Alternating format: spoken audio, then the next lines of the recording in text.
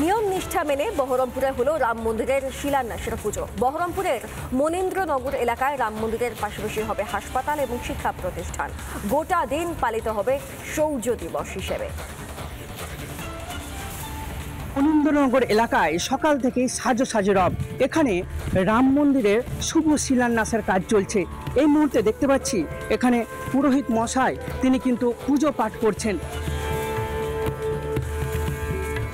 नमो रामाय भद्राय धीमहि रघुनाथाय।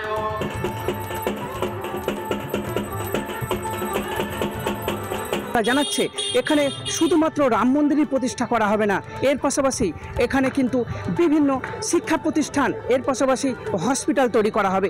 ঠিক এই যে ফাঁকা জায়গা, এই ফাঁকা জায়গাতেই কিন্তু রাম মন্দিরের তৈরির কাজ করা হবে বলে জানাচ্ছেন উদ্যোক্তারা। আমার এখানে শিলা পুজো হচ্ছে, 90 সালে যাবে গোটা দেশব্যাপী ইট পুজো হয়েছিল, শিলা পুজো সেই নিয়েই আমাদের অযোধ্যায় কিন্তু রাম মন্দির হয়েছে।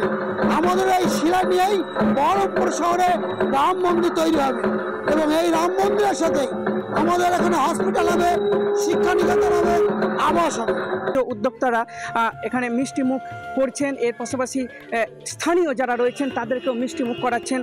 এবং এখানে দেখতে পাচ্ছি কিছুটা দূরে কিন্তু এখানে পাড়ার যারা মহিলা তারা কিন্তু এখানে ভোগ রান্নার কাজ করছেন এবং লাড্ডু বিতরণ হবে, ভোগ বিতরণ হবে, সন্ধ্যাবেলায় কীর্তনের আসর হবে, রামচলিত হবে, হনুমান চলিত চলবে।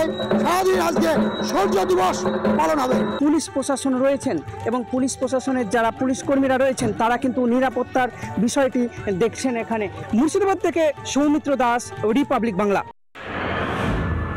নানা ধরনের কন্টেন্ট দেখার জন্য লাইক করুন, শেয়ার করুন আমাদের ফেসবুক পেজ, সাবস্ক্রাইব করুন আমাদের ইউটিউব চ্যানেল। পাশাপাশি অন্যান্য ব্রেকিং নিউজের জন্য অবশ্যই চোখ রাখুন রিপাবলিক বাংলায়।